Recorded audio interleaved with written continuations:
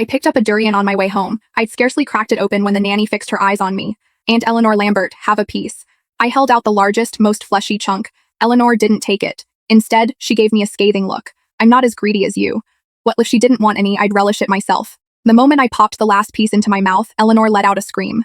Oh my God, that fruit is extremely expensive and you ate the whole thing. You didn't even save any for the elders in this house or your own husband. You have no decorum. I hope you choke on it. I was stunned. Murray Roy didn't even eat durian, and his parents had passed away years ago. There were no elders in this house. Eleanor was a nanny. She'd been here a year longer than me, and somehow she'd elevated herself to the role of mother-in-law. Aunt Eleanor, Murray doesn't touch durian. There's no use saving him any, and I offered you some just now. You declined. Just because I said no doesn't mean you shouldn't have saved me some. You're so self-centered, you never think of anyone but yourself. That made me snap. Aunt Eleanor, if you wanted some, you could have bought your own. I asked you, you refused. That's on you. Eleanor said nothing, but she gave me another one of those venom-filled looks. I wanted to say more, but she'd already gone to start dinner. I let it slide. Not worth the trouble. That evening, the instant Murray walked through the door, Eleanor rushed past me to reach him first. Murray, welcome home. Here, let Auntie take your coat. I made your favorite garlic butter shrimp tonight. Make sure you eat lots. Eleanor was all smiles whenever she faced Murray. With me, it was either a glare or a sneer. A blank expression was the best I ever got. At the dinner table, Eleanor picked up a shrimp with her chopsticks and placed it in Murray's bowl.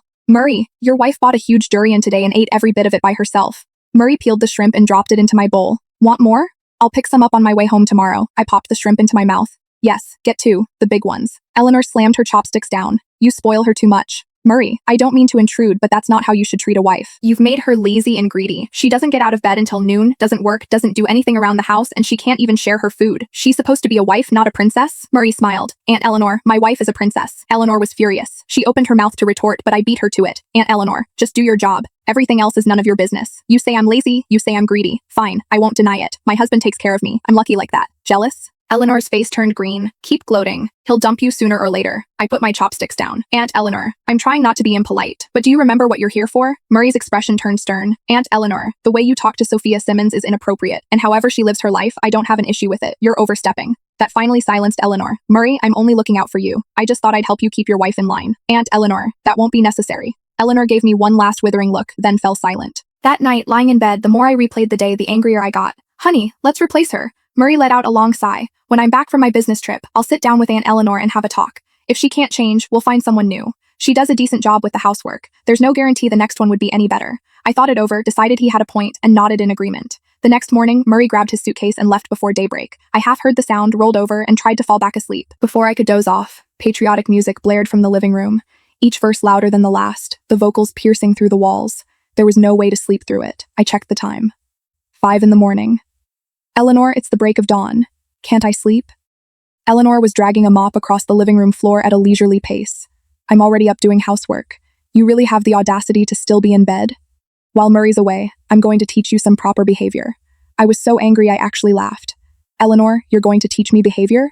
Remind me, which one of us is the employer here? Eleanor folded her arms across her chest. I'm practically Murray's mother. You don't measure up as a wife, so of course I need to correct you. From now on, when I get up, you get up. I'll teach you how to cook and clean. These chores are your responsibility from now on.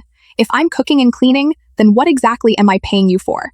My job is to take care of Murray. I'm getting old. The dirty, tiring work should be yours. You're a grown woman. It's time you acted like one. If you can't handle the job, then you're finished. You can pack your things and leave right now. I'll calculate your wages and transfer them to you. I turned off the music on her phone. If you disturb my sleep one more time, I'm calling Premier Home Services to file a complaint. I went back to my room. A little while later, I heard the front door open and close. I assumed Eleanor had taken the hint and left. I drifted in and out of sleep, not sure how long it had been, when someone burst into my bedroom. Mom, I want this room. I jolted awake, sitting up straight in bed. Who are you? How did you get in here? Eleanor followed her in. Not this one, sweetie. This is Murray's room. Then that's all the more reason I should have it. Be patient, sweetheart. It'll be yours eventually. For now, take the guest room. I swung my legs off the bed. Eleanor, didn't I just fire you? Who is this woman and who gave you permission to bring her into my home? This is my daughter. She's living here from now on. Without waiting for a response, she hauled the girl's luggage into the room.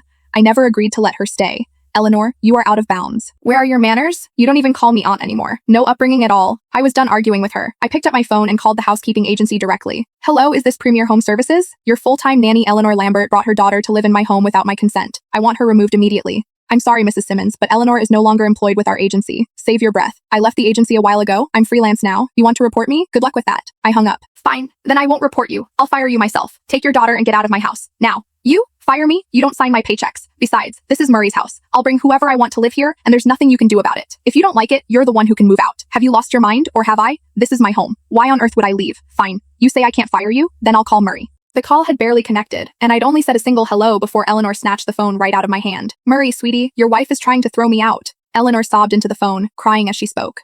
What will Murray think when he hears Eleanor's sobs? Will he believe her lies or side with his wife? And how will Sophia manage to get Eleanor and her daughter out of the house if Murray is swayed by Eleanor's performance?